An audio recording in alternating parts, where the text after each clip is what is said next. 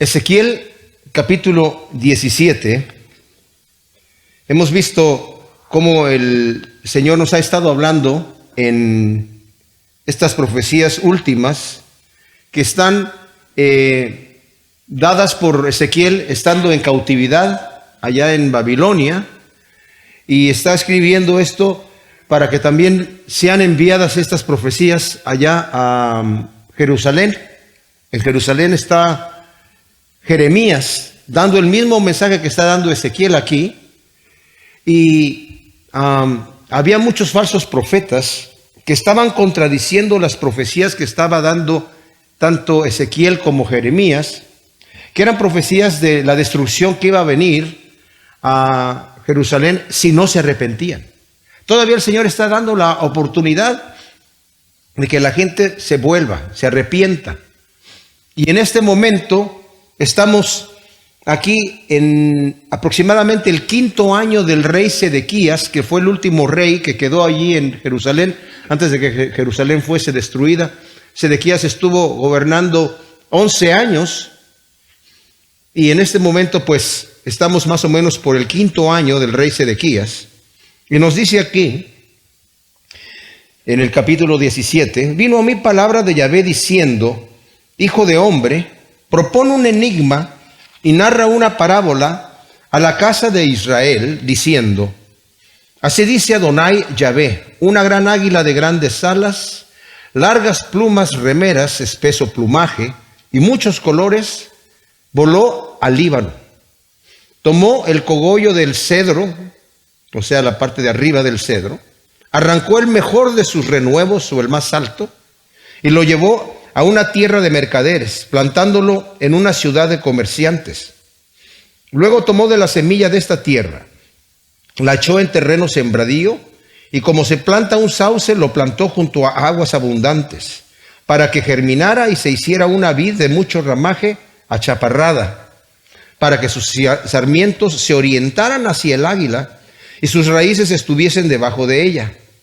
Así se convirtió en una vid, y arrojó sarmientos y echó mugrones o retoños, pero vino otra gran águila con grandes alas y espeso plumaje, y entonces nuestra vid sesgó sus raíces hacia ella y extendió sus sarmientos hacia ella por los surcos de su plantío, y deseó ser regada por ella, aunque estaba plantada en buen terreno junto a aguas abundantes, y así echar ramas y dar frutos y hacerse una vid espléndida. Diles, así dice Adonai Yahvé, ¿lo logrará?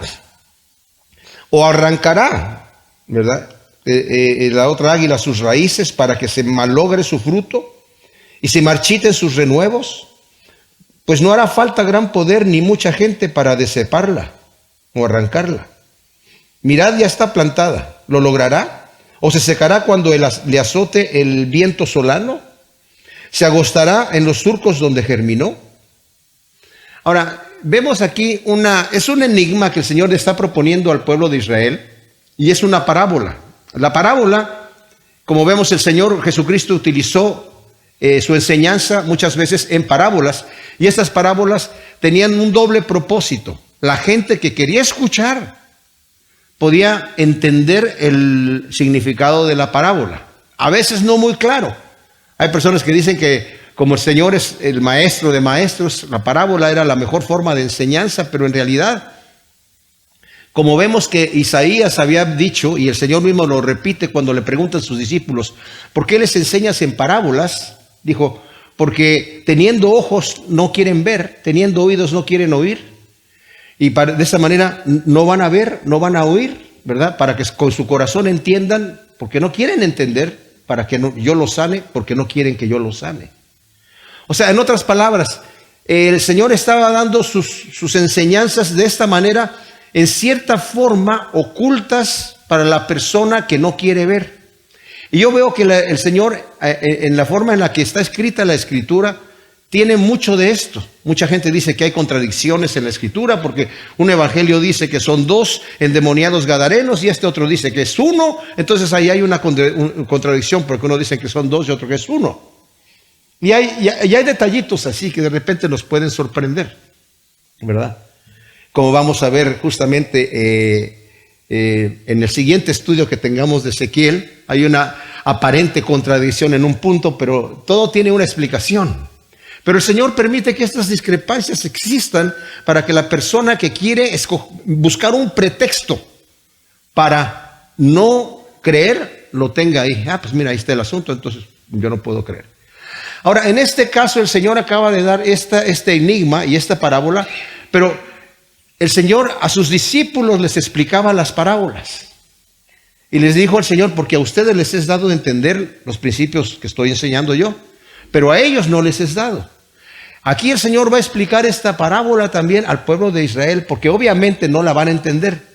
Entendamos que hay muchos falsos profetas que están profetizando en contra de lo que Ezequiel y Jeremías están profetizando, que va a venir una destrucción a menos que se arrepientan. Los falsos profetas están diciendo, no va a venir ningún problema aquí, todos vamos a estar bien, el Señor siempre nos ha librado y nos va a volver a librar como siempre lo ha hecho, porque nosotros somos el pueblo escogido de Dios y no va a pasar nada, ¿verdad? El Señor nos tiene a nosotros, ya me imagino que recordaban lo que había pasado con el rey Ezequías, ¿verdad? Que en un momento dado, según leemos algunas de las profecías de Jeremías, tal vez él, aunque la Escritura nos dice que hizo lo bueno delante del Señor, Jeremías nos dice que llegó un momento en donde se arrepintió de su mal camino, me imagino, ¿verdad?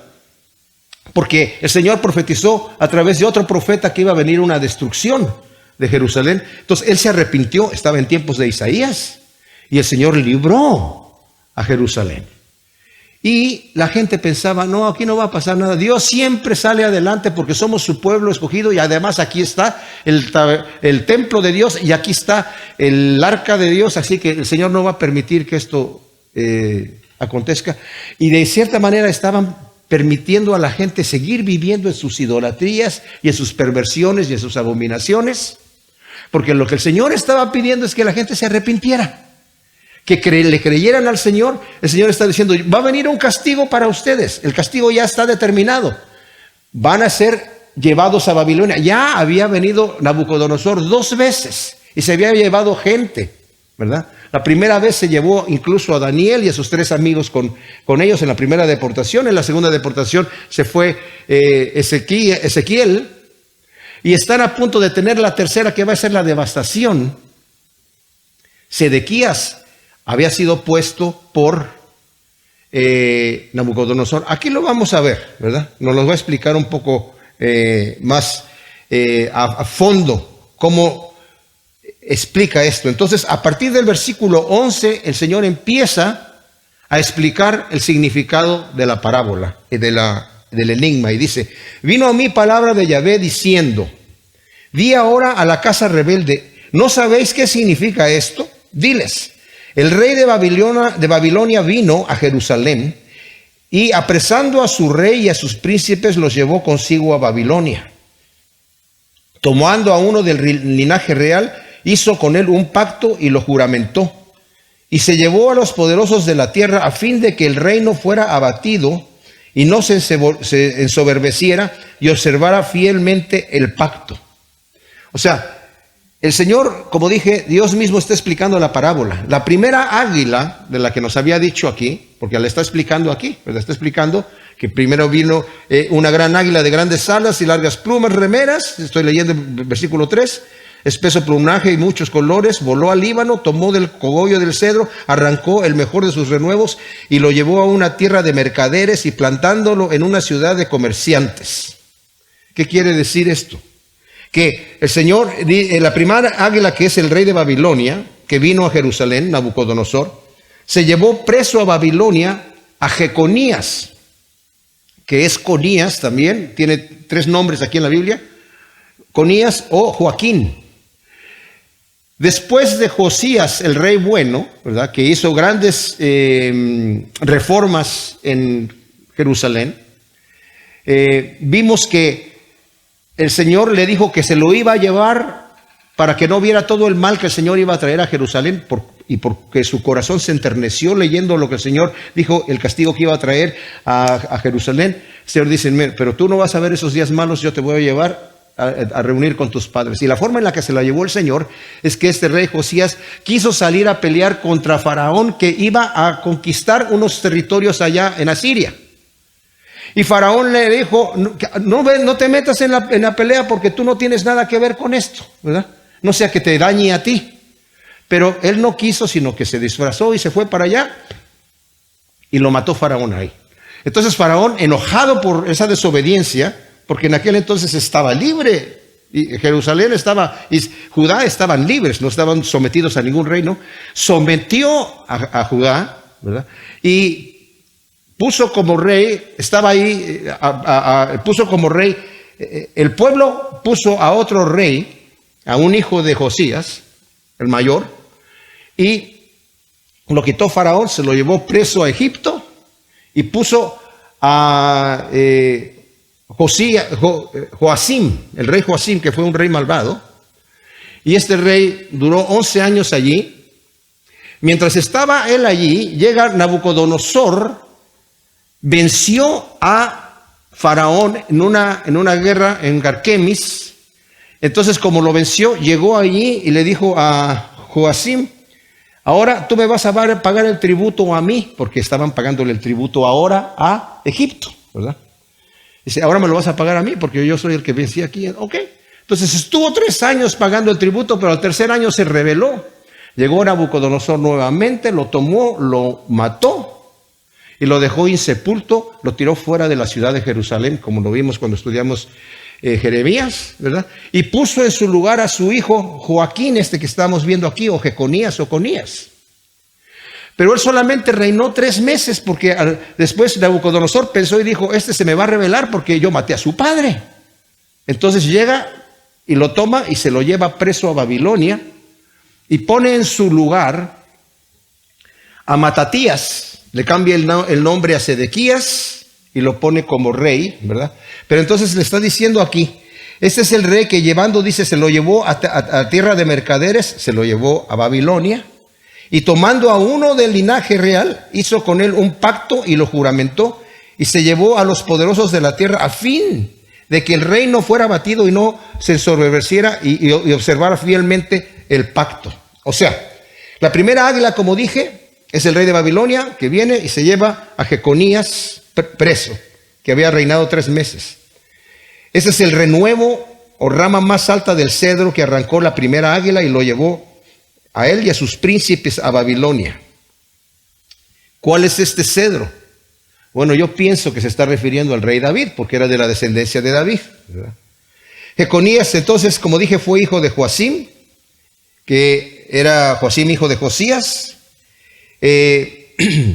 y como dijimos, lo mató y lo dejó insepulto. Las profecías que narran esto acerca de que iba a quedar sin sepultura están en Jeremías 22 del 18 al 19 y son unas profecías bastante fuertes porque, bueno, si ustedes leen ese capítulo 22, habla mucho acerca de este rey que se ensoberbeció, quemó un rollo, ¿verdad?, de la ley del Señor. Pero en una de sus la sentencia que le da, dice, por tanto, así dice Yahvé, dice el versículo 18 del capítulo 22 de Jeremías, acerca de Joacim, hijo de Josías, rey de Judá, no lo llorarán diciendo, ay hermano mío, ay hermana, ni lo plañirán, ay Señor, ay majestad, lo enterrarán como un asno, lo arrastrarán y lo tirarán fuera de las puertas de Jerusalén.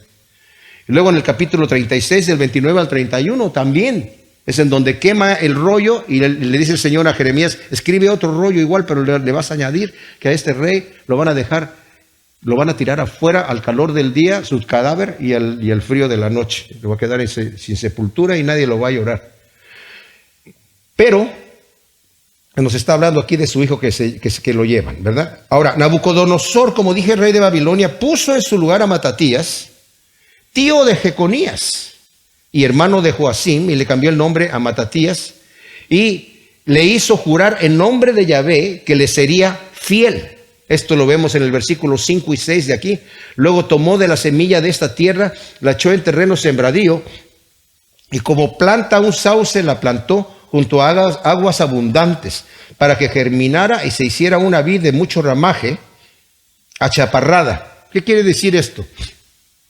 achaparrada que no la dejó crecer mucho. O sea, iba a ser una vid fuerte que iba a producir mucho fruto, pero iba a estar bajita. O sea, debilita de alguna manera al reino para que no se, como dice el versículo 13, tomando a uno del linaje real, hizo con él un pacto y lo juramentó, y se llevó a los poderosos de la tierra a fin de que el reino fuera abatido, o sea, estuviese debilitado, y no se ensoberbeciera y observara fielmente el pacto. Como vio que se había revelado Joacim, dijo, yo no quiero que este se me vaya a revelar, entonces voy a juramentarle un pacto delante del Señor, y hace ese juramento, ¿verdad? Y lo deja para que no se revelara, ¿verdad?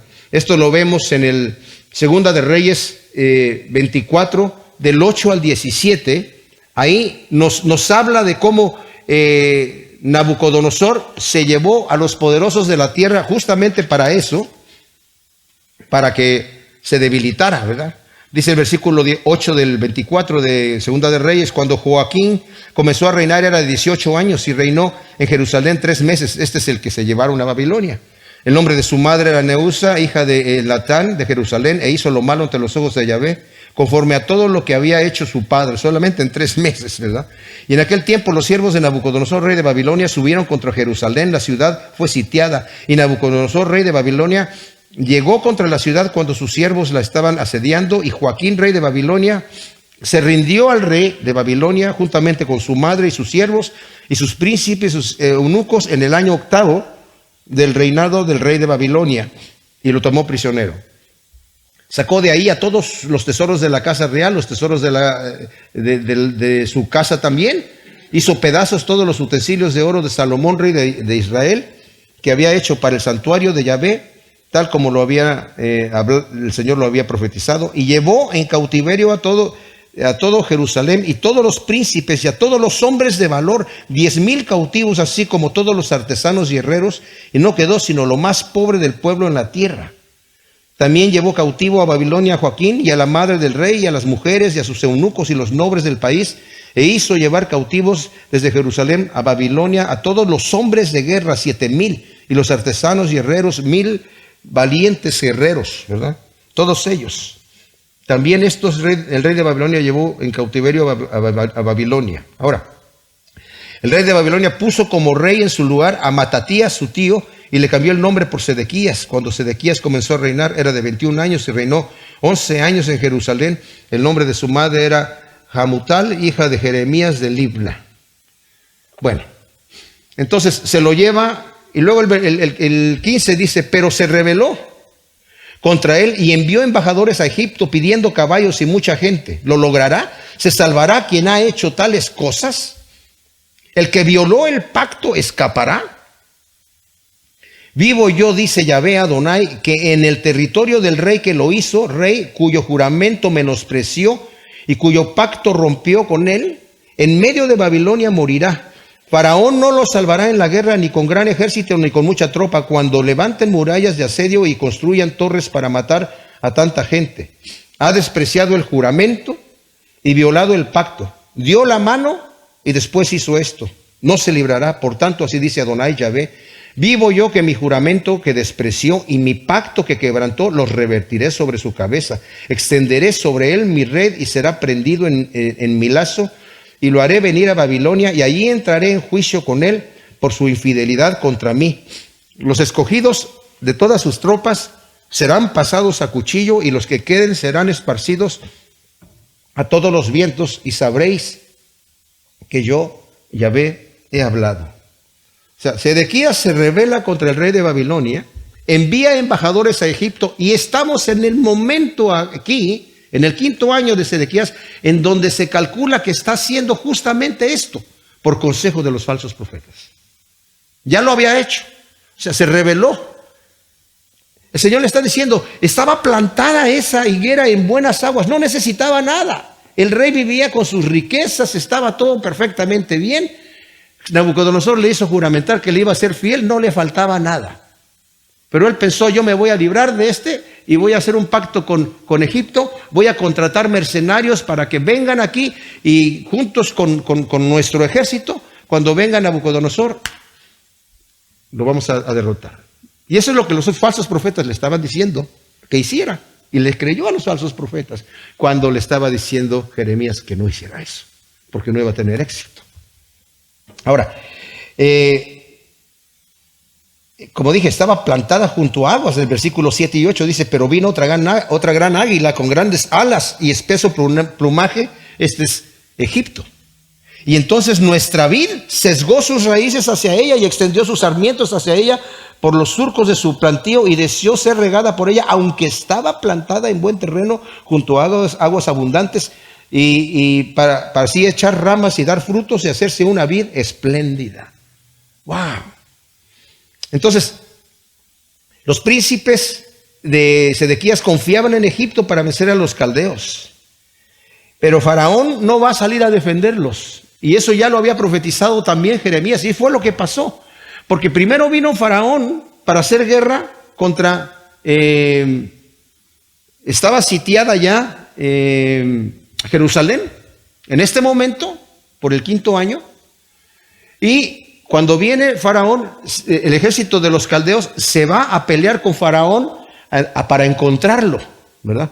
Ya había vencido ya Nabucodonosor a Faraón en otra ocasión y terriblemente. Pero pensaron los egipcios, nos vamos a unir con el ejército de Israel y entre los dos vamos a vencer el ejército caldeo. Todo lo que hace Nabucodonosor es que lo va a encontrar allá. Y como se ve solo el ejército de Egipto, huyen y se regresan y no pelean. Y los que están acá en Jerusalén, los falsos profetas dicen, ¿ya viste? Ya se fueron los caldeos, te dijimos que se iban a ir.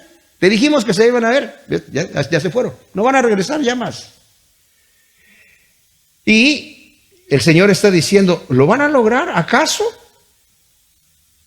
Quebrantaron el juramento. Segunda de Crónicas 36 del 11 al 21 dice que juró delante de Dios en el nombre de Yahvé que le iba a ser fiel. Y el Señor lo toma en cuenta, dice, juró en mi nombre, ¿lo va a lograr? No lo va a lograr, ¿verdad? Entonces, el versículo 22 nos dice ahí, así dice Yahvé, Adonai, yo también tomaré del cogollo de aquel cedro y sacaré un renuevo tierno, yo mismo lo plantaré sobre un monte alto y prominente. En el excelso monte de Israel lo plantaré y alzará ramas y dará fruto y se hará un magnífico cedro y debajo de él habitarán todas las aves y de todas las especies morarán a la sombra de sus ramas y todos los árboles del campo sabrán que yo, Yahvé, humillo el árbol elevado y exalto el árbol humilde, seco el árbol verde y hago reverdecer el árbol seco. Yo, Yahvé, lo predije y lo he cumplido. Ahora, el Señor promete también aquí que va a tomar un renuevo tierno de aquel mismo cedro. ¿Cuál cedro? El de que estaba en el versículo 3 y 4. Que como dije yo, representa a David. Voy a tomar también un retoño tierno de ese cedro y yo, dice el Señor, yo lo voy a plantar ahí. Él lo va a plantar. Y esto se refiere definitivamente al reinado milenial del Señor. El Señor está profetizando que ese reinado va a permanecer. Y que dice, estoy tomando el retoño humilde y este otro árbol que se ensoberbeció contra mí, yo lo voy a secar. Ese árbol verde yo lo voy a secar. Y este árbol, ¿verdad?, lo voy a plantar y va a reverdecer y va a permanecer pues para siempre, ¿verdad? El reinado del Señor va a ser un reinado eterno. Y es ahí en donde vemos cómo el Señor dice, yo ya lo predije y lo he cumplido. Ahora, en el capítulo 18, vamos a pasar a otro tema. El título de este mensaje es El alma que pecare, morirá. Dice aquí, vino a mí palabra de Yahvé diciendo, ¿por qué andáis repitiendo este refrán de la tierra de Israel? Los padres comieron las uvas agrias y los hijos sufren la dentera. Vivo yo, Adonai Yahvé, que nunca más tendréis que repetir este refrán en Israel. Sabedlo, todas las almas son mías, como el alma del Padre, así el alma del Hijo es mía. El alma que pecare, esa morirá. He mencionado esto en otras ocasiones y vale la pena tenerlo en mente, mis amados. ¿Qué es esto? El pueblo de Israel fue llevado, Judá, fue llevado en cautiverio a Babilonia. Cuando entraron ahí, la gente todavía era muy idólatra, rebeldes al Señor.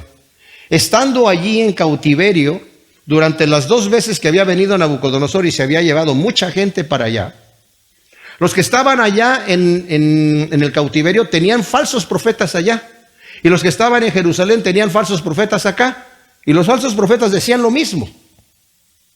Les mandaban decir allá, no planten viñas, no se establezcan bien, porque en menos de 2 años ustedes van a regresar para acá, ¿verdad? Con todos los utensilios del que se llevó Nabucodonosor. Así que no hagan nada, porque en menos de 2 años van a regresar para acá. Pero Jeremías estaba diciendo, establezcanse, construyan casas, multiplíquense, planten sus viñas, porque se van a quedar ahí 70 años. Muchos de ustedes van a morir ahí, van a regresar tal vez la siguiente generación y algunos que otro viejito ya muy anciano, ¿verdad? Que le tocó vivir poco más de los 70 años. Pero el detalle es que la gente que estaba allí, siendo todavía idólatras, incluso tomaron de los ídolos de los babilonios y se convirtieron muy idólatras y estaban todavía en una cierta rebelión, hasta que el Señor durante esos 70 años la gente tuvo que empezar ya a ver que no iba a pasar nada, sobre todo después de la destrucción de Jerusalén. Les cayó ya en peso que las profecías que habían escrito tanto Jeremías como Ezequiel eran profecías verdaderas, porque ya estaba destruido. Ya no había más que hacer. Entonces ya después de esos 70 años, la generación que regresó, porque no regresaron todos, regresaron unos cuantos nada más. Muchos se quedaron en Babilonia, establecidos ya, no quisieron regresar. Ahí se cambió mucho la cultura de Israel, que antes era una cultura agrícola, ¿verdad? Sembrando y cosechando el fruto del campo. Y muchos se hicieron comerciantes, porque Babilonia era una tierra de comerciantes. Y sabemos que los judíos son excelentes comerciantes. Entonces muchos se quedaron ahí haciendo comercio, ya no quisieron regresar a la cultura agrícola. Entonces regresaron solamente unos cuantos. Como había dicho el Señor, un remanente. Este remanente que regresó ya jamás volvió a la idolatría. Pero en este momento los que están allí están diciendo, ¿verdad? Nuestros padres pecaron y ahora nosotros estamos sufriendo las consecuencias, ¿verdad? Está el Señor hablando de este refrán que se repetía en la cautividad. Este refrán pretendía, como dije, excusar a los hijos de su pecado, echándole la culpa a sus padres que pecaron, tal vez tomando fuera de contexto en Éxodo 20, del 4 al 6, en donde nos está dando en el decálogo, ¿verdad?, el mandamiento de que no debemos adorar otros dioses y que no nos debemos postrar en ninguna imagen. Dice el versículo 4, no te harás estatua ni imagen semejante de lo que esté arriba en los cielos, ni debajo en la tierra, ni en las aguas debajo de la tierra. No te postrarás ante ellos ni los servirás, porque yo soy Yahvé tu Dios, Dios celoso que visita la iniquidad de los padres sobre los hijos hasta la 3ª y 4ª generación de los que lo aborrecen. Ahora, lo que pasa con esto es que muchos que leían esto y muchos que lo leen hoy en día, no leen el siguiente versículo. El versículo que sigue dice, pero que hace misericordia a millares de los que lo aman y guardan sus mandamientos. Y por eso existe una falsa teología, falsa doctrina, que habla de las maldiciones generacionales, ¿verdad? De que si el Señor maldijo a esta generación, pues ahora la maldición continúa por otras generaciones y hay que romper la cadena de esa maldición. ¿En dónde en la Biblia nosotros vemos que el apóstol Pablo andaba, o el apóstol Pedro, o el apóstol Juan, o cualquier otro apóstol andaba rompiendo cadenas de maldiciones generacionales?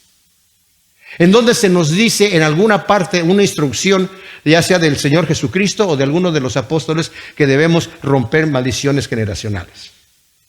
Yo he visto personajes evangelistas que dicen, antes de venir aquí a hacer mi campaña de evangelismo, necesitamos recorrer la ciudad, hay que hacer un estudio de qué demonios adoraban aquí y echar fuera, exorcizar esos demonios de este lugar, si no, nunca vamos a poder penetrar con el evangelio. ¿En dónde está esa enseñanza de la Escritura? En ninguna parte. pero lo toman de aquí. Y estos hombres estaban tomando esta situación, si no es nada nuevo, ¿verdad? Nosotros estamos sufriendo porque nuestros padres pecaron. Sí, pero hace misericordia a millares de los que lo aman y guardan sus mandamientos. Nada más tienen que arrepentirse. Y está todo el asunto arreglado. El Señor les recuerda, todas las almas son mías, tanto la del Padre como la del Hijo. Y advierte que el alma que pecare, esa morirá. Refiriéndose, mis amados, a un futuro inmediato.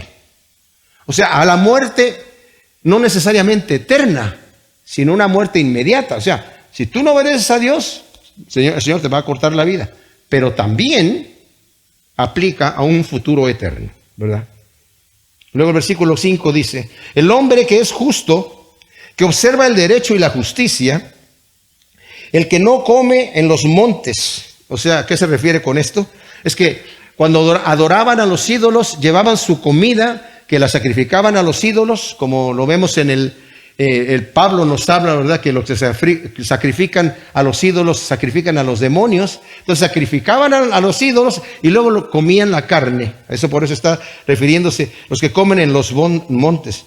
Ni levanta sus ojos a los ídolos de la casa de Israel. Se está refiriendo hoy a los ídolos, ¿verdad? Ni profana la mujer de su prójimo. Está hablando de adulterio. Ni se llega a la mujer menstruosa. En el Antiguo Testamento dice que el marido no puede llegarse a su mujer cuando está en su menstruación, esa abominación delante de Dios. Que no explota a nadie y al deudor le devuelve la prenda empeñada. En Éxodo capítulo 22, el Señor había mandado, si una persona que es humilde, que es pobre, pide algo prestado, te pide algo prestado, y tú le tomas su túnica como prenda, ¿verdad? Y te la regreso cuando tú me regreses lo que te estoy prestando. Te estoy prestando mi hacha, aquí está mi hacha, pero me dejas tu túnica, entonces cuando me la devuelvas, te devuelvo tu túnica. El Señor dice, cuando llegue la tarde, la noche, tú devuélvele la túnica, aunque todavía no te devuelvo el hacha porque todavía no he terminado, porque si no, dice, eso es lo único que tiene para abrigarse y acostarse. Y yo te digo, si no le devuelves la túnica y él pasa frío y clama a mí, yo me voy a vengar de ti. O sea, ten cuidado. Entonces dice que le devuelva eso, que no preste con usura ni cobre intereses. También estaba prohibido por el Señor ahí mismo en Éxodo 22. Que retrae su mano de la iniquidad y juzga imparcialmente entre hombre y mujer. Y camina en mis ordenanzas. Está hablando de una persona justa. Y guarda mis derechos, mis decretos, cumpliéndolos fielmente. Ese es justo. Ese ciertamente vivirá, dice Yahvé Adonai. O sea, Yahvé pasa a dar el ejemplo del hombre justo que observa el derecho y la justicia y evita el pecado, el abuso y la injusticia. Y declara, la tal persona vivirá porque ha cumplido mis ordenanzas, ha cumplido las cosas justas que yo he declarado y se ha comportado de acuerdo a lo que yo les he enseñado. Qué excelente, ¿no? Que el Señor le estuviese enseñando a un pueblo ignorante que venía con una cultura de Egipto con valores rarísimos, enseñar todos estos principios justos y santos. Qué tremendo tesoro es eso. No podemos despreciar el Antiguo Testamento, mis amados. Hay gente que dice, no, todos los principios ahora están aquí en el Nuevo Testamento, y lo del Antiguo Testamento era para otra época. Ahí están todos los principios de la ley de Dios que nosotros debemos aprender, ¿verdad? Nos lleva, esa ley nos lleva al Señor. Luego dice el versículo 10, pero si engendra un hijo criminal y homicida, o que haga alguna de estas cosas y que no haga las otras, sino que coma sobre los montes, o sea, ya dijimos que se trata de eso de comer sobre los montes, comer la comida ofrecida a los ídolos, o profane la mujer de su prójimo, que oprima al pobre y menesteroso, cometa robos, no devuelva la prenda o levante sus ojos a los ídolos, cometiendo abominación, preste a interés y tome usura, ¿vivirá este? No vivirá. Todas las abominaciones, esas abominaciones ha hecho, de cierto morirá y su sangre recaerá sobre él. Ahora, después de que da el ejemplo de este justo, dice, si este justo engendra un hijo que sea un criminal y un homicida, y que en lugar de seguir el ejemplo de su padre practique toda suerte de injusticias y abominaciones, morirá por su maldad y su sangre recaerá sobre él. Tenemos muchos ejemplos en la Escritura de reyes que fueron buenos y tuvieron hijos que fueron perversos. Y luego reyes que fueron perversos y tuvieron hijos que fueron justos, ¿verdad? Uno nunca sabe cómo va a ser, lo que van a copiar los hijos o no van a copiar. Aunque su padre fue justo, él no obtendrá ningún beneficio de la justicia de su padre. Por cuanto hizo todas las abominaciones mencionadas, morirá por su pecado. O sea, no puede refugiarse en que mi papá hizo mucha justicia y entonces algo se me va a pegar a mí, algo me va a llegar a mí, ¿verdad?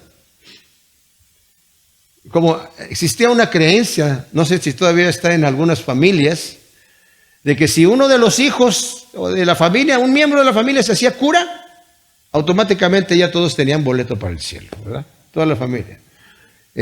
A mí me tocó escucharla, pero el Señor dice, no. Cada quien va a responder por su propia vida, por su propio pecado, ¿verdad? Y luego dice el versículo 14, pero si este malvado, engendra a un hijo que a pesar de haber visto todos los pecados de su padre, viéndolos no los imita, no come sobre los montes ni levanta sus ojos a los ídolos de la casa de Israel y a la mujer de su prójimo no profana, y ni oprime a nadie, que la prenda no retiene ni comete robos, que comparte su pan con el hambriento y viste al desnudo, que aparta su mano de la iniquidad e interés y usura no recibe, que guarda mis secretos y anda en mis ordenanzas, este no morirá por la maldad de su padre, de cierto vivirá. Ahora, en cuanto a su padre, por cuanto hizo agravio y despojó violentamente al hermano e hizo en medio de su pueblo lo que no es bueno, he aquí que él morirá por su iniquidad. Como dije, si este malvado engendra un hijo que a pesar de ver las abominaciones de su padre, no las imita, sino que practica la justicia y guarda los decretos de Dios y sus ordenanzas, dice el Señor, no va a morir por la maldad de su padre, antes bien va a vivir. Esto que es lo que la gente estaba diciendo, ¿verdad? O sea, nosotros estamos, ellos estaban diciendo, nosotros somos malvados porque nuestros padres nos hicieron malvados. Vamos a hablar de eso en un momentito más, pero nada más quiero decir que dice, él va a vivir por su justicia. Su padre era un malvado, pero él va a vivir por su justicia. El Señor reitera que el padre de este justo, por haber hecho lo que no es bueno y que despojó violentamente a su prójimo, morirá por su pecado, mientras que su hijo que es justo vivirá por su justicia. Ahora, dice en el versículo 19, y si decís, ¿por qué el hijo no habrá de llevar el pecado de su padre? O sea, esto es lo que estaban diciendo ellos. Dice, los padres, ¿ustedes han comido alguna vez una uva agria? Pero que sea agria, de esas que le dejan la boca casi congelada, así como, no la puede ya ni cerrar, ¿verdad? Decían, los padres comieron las uvas agrias y ahora los dientes de los hijos están destemplados, ¿verdad? Entonces, está por eso diciendo aquí. Y dicen ustedes, ¿por qué el hijo no habrá de llevar el pecado de su padre? No estaban tanto diciendo, ¿por qué nosotros no hemos de ser castigados por el pecado de nuestro padre? Sino más bien, ¿por qué nosotros no somos pecadores? ¿Por qué no es que es producto del pecado de mi padre que yo soy pecador? Fíjense cómo lo dice aquí. Si decís, ¿por qué el hijo no habrá de llevar el pecado del padre? Porque el hijo hizo según el derecho y la justicia. Guardó todos mis estatutos y los cumplió y ciertamente vivirá. El alma que pecare, esa morirá. El hijo no llevará el pecado del padre, ni el padre llevará el pecado del hijo. La justicia del justo será sobre él y la impiedad del impío recaerá sobre él. En la pregunta que el pueblo haría, ¿verdad?, de por qué el hijo no habrá de llevar el pecado del padre, se percibe la intención de culpar al padre para no asumir la culpabilidad propia. Este tipo de principio, por ejemplo, de Freud, que lo utilizan en la mayoría de los ¿cómo se llama? De los psicólogos, ¿verdad?, que son seculares, es va la persona allí. Yo me acuerdo que mi suegro, que fue psicólogo, ya cuando al final de su vida se sentía culpable de las cosas que había hecho, pero también él mismo fue a ver a otro psicólogo que le dijo, no, esa no es culpa tuya que tú seas una persona así mal, o sea, como tú te sientes. No es culpa tuya, es culpa de tu mamá o de tu papá, es culpa de acá. ¿No han oído eso, verdad? En donde la culpa ya no es mía, es que yo soy una persona, realmente soy malvado y soy así, y soy un iracundo y hago todas estas cosas y no sé por qué las hago. Ah, es que así tu papá te dijo, es que así tu mamá, ¿verdad? Y esto es lo que estos hombres estaban diciendo. ¿Cómo que el hijo no vaya a cargar el pecado del padre? O sea, no es que nosotros todavía somos malvados porque lo heredamos de nuestros padres. El Señor dice no, ¿verdad? Él reitera, el alma que pecare, esa morirá. Y el Señor dice, cada quien va a ser responsable por su propia conducta. No le eches la culpa a tu padre, no le eches la culpa a tu madre, no tiene nada que ver cómo ellos hayan vivido sus vidas. Y como dije, en la Escritura aquí nosotros tan solo vemos el ejemplo de los diferentes reyes, ¿verdad? Por ejemplo, el padre de Ezequías, el rey Asa, era un terrible rey. Cerró el templo y hizo ídolos y empezó a adorar los ídolos de Damasco, porque dice, bueno, si los sirios pudieron con nosotros y los asirios también con nosotros, o sea, nos pudieron vencer, quiere decir que sus dioses son más poderosos que los nuestros, sin darse cuenta que era porque se rebelaron en contra del Señor, que el Señor los estaba entregando a sus enemigos. Pero su hijo fue Ezequías, que fue un buen rey. El hijo de Ezequías fue Manasés, que fue el peor de los reyes. Pero se arrepintió Manasés y restauró la adoración a Dios en Israel, en Judá. Y luego tuvo otro hijo, Amón, que fue un rey malvado, ¿verdad? Y lo mataron inmediatamente sus siervos. Y luego pusieron al hijo de Amón, que era el nieto de Manasés, Josías, un buen rey. Y Josías después tuvo a Joacim, que fue un mal rey, ¿verdad? Y bueno, así viene la historia. Luego el versículo 21 dice, pero si el impío se aparta de todos sus pecados que hizo y guarda todos mis estatutos y hace según el derecho en la justicia, ciertamente vivirá, no morirá. Ninguna de las transgresiones cometidas le serán recordadas contra él. En su justicia que hizo vivirá. Quiero yo la muerte del impío, dice Adonai Yahvé. ¿No vivirá si se aparta de sus caminos? Ahora aquí Yahvé pasa a mostrar la verdadera justicia y la gran misericordia de Dios, mis amados, para el impío que se arrepiente. Nos puede sorprender, fíjense bien en esto, que Dios perdone al criminal que se arrepiente, no importando lo terrible de sus crímenes y aún de sus maldades, que no le serán recordadas. Por ejemplo, el ejemplo de Manasés que acabo de dar, cuando dice en la Escritura que derramó mucha sangre inocente y estaban llenas las calles de Jerusalén de sangre inocente, se refiere a que mataba a los profetas de Dios, a toda persona que era justa. Y podemos decir, bueno, sí, yo no soy así. No, hay cristianos, hay muchos cristianos que yo conozco que dicen, pero mira este malvado lo que hizo. Yo estoy esperando el momento que el Señor, ya lo quiero ver frito en el infierno, ¿verdad? Y he escuchado a algunos cristianos que dicen, si esta persona se va al cielo, yo no quiero estar allí, ¿verdad? Hay que tener mucho cuidado con eso. Piénsalo 2 veces si piensas así, ¿verdad? Nos sorprende que el Señor tenga tanta misericordia. Pero si este hombre, familias, por ejemplo, esta persona mató a mi hija, la descuartizó, la tiró en un basurero y antes de que lo tomaran, hizo eso, es un asesino en serio que mató a 30 personas. Y de repente cuando ya va camino a que lo electrocuten, viene un pastor, le predica el evangelio, acepta a Cristo Jesús como su Salvador. ¿Se va a ir al cielo? ¿El Señor lo va a perdonar? ¿Lo voy a ver ahí cuando mató a mi hija de esa manera? Si yo soy cristiano. Nos sorprende, ¿verdad?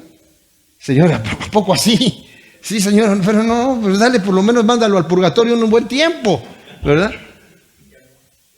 Ya no hay. Dice, Señor, ya se acabó el purgatorio. Dice, Dios no desea la muerte del impío, más bien desea que se arrepiente y viva. Ahora, si nosotros no deseamos, mis amados, lo que Dios desea, que Él no desea la muerte del impío, tenemos un muy grave problema, ¿verdad? Tenemos que desear lo que el Señor desea. Dios no perdona como el hombre perdona, mis hermanos.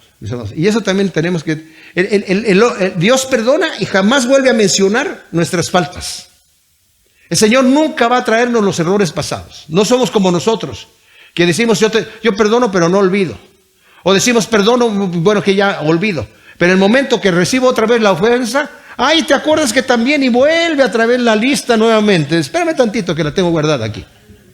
Mira lo que pasiste. Lo que hiciste acá y acá y acá. El Señor no es así con nosotros. El diablo nos mete en la cabeza que es así. Pero el Señor dice, ya te perdoné. Nunca más voy a volver a mencionar ese asunto. Se acabó. ¿Dónde quedó? Quedó en la cruz de Cristo. Quedó en la cruz. Qué tremendo, ¿verdad? Entonces, el versículo 24 dice, pero si el justo se aparta de su justicia y comete iniquidad, y hace conforme a todas las abominaciones que hace el impío, ¿ha de vivir? Ninguna de las justicias que hizo le serán tenidas en cuenta. Por su rebelión con que prevaricó y por el pecado que cometió, por ello morirá. Es aún más sorprendente para nosotros que Dios declara que si el justo se aparta de su justicia para cometer todas estas abominaciones que el impío comete, morirá por su pecado y ninguna de sus justicias le será tomada en cuenta. No hay una balanza en el reino de Dios, donde el Señor dice, a ver, es que te portaste muy bien en tu primera parte de tu vida y al final ya cuando te hiciste malvado, pero realmente fue un poco de tiempo nada más, que ya te moriste de esa manera. Algunos dicen que esto no está hablando de que te vas a condenar. No creo que está diciendo aquí que no te vas a condenar, ¿verdad? Tenemos que tener mucho cuidado de lo que enseñamos y de lo que entendemos. Esto nos deja ver, mis amados, que para Dios es abominable la apostasía. La apostasía quiere decir que yo empecé a caminar bien con el Señor y después me aparté. ¿Y qué va a pasar conmigo? Nada más le voy a leer 2 versículos del capítulo 10 de Hebreos. Los últimos 2 versículos dice, pero mi justo vivirá por fe. Y si retrocediere, mi alma no se agradará de él.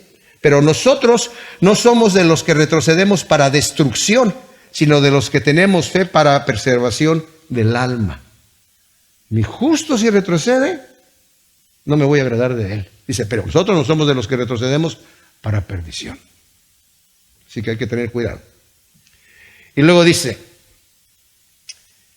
y si decís, no es recto el camino de Adonai, oíd ahora, oh casa de Israel, ¿es mi camino el que no es recto? ¿No son vuestros caminos los que son torcidos? Porque si por apartarse el justo de su justicia y hacer iniquidad muere por ello, por su iniquidad que hizo morirá. Pero apartándose el impío de su impiedad que hizo y haciendo según el derecho y la justicia, hace que su alma viva. Reflexionó y se apartó de todas sus transgresiones cometidas, ciertamente vivirá y no morirá. Y si aún la casa de Israel dice, no es recto el camino de Adonai, oh casa de Israel, no son rectos mis caminos, ciertamente vuestros caminos son los torcidos. Por tanto, oh casa de Israel, yo os juzgaré a cada uno según sus caminos, dice Adonai Yahvé. Convertíos, apartaos de todas vuestras transgresiones, para que la iniquidad no os sea causa de ruina. Echad de vosotros todas vuestras transgresiones con que habéis pecado, y haceos un corazón nuevo y un espíritu renovado. ¿Por qué habréis de morir, oh casa de Israel? Porque yo no quiero la muerte del que muere, dice Adonai Yahvé. Por tanto, convertíos y viviréis. Fíjense, el pueblo estaba diciendo, no son rectos, no son justos esos caminos. Eso que estás diciendo no es justo. Dice, ¿no son justos mis caminos? Los que no son justos son los de ustedes que están torcidos. Y este es el mensaje, dice el Señor. Arrepiéntanse de sus pecados. No anden diciendo, nuestros padres pecaron y nosotros somos pecadores porque ellos pecaron. Y no. Arrepiéntanse de sus pecados. Porque si se arrepienten, yo no me voy a acordar de ninguna de sus maldades. Pero si ustedes, aún siendo justos, mueren haciendo maldades, no me voy a recordar de ninguna de sus justicias. Escojan ustedes, pero por favor, dice el Señor, arrepiéntanse. Vemos la misericordia de Dios. Está suplicando el Señor, por favor, arrepiéntete y vivirás, ¿verdad? Gracias, Señor, te damos por tu palabra. Te pedimos que tú siembres estas enseñanzas en nuestro corazón y que podamos ver tu amor y tu misericordia, que siempre están ahí disponibles para nosotros, para acercarnos al trono de misericordia, Señor, y encontrar reposo en el oportuno momento, Señor. Te lo pedimos en el nombre de Cristo Jesús. Amén.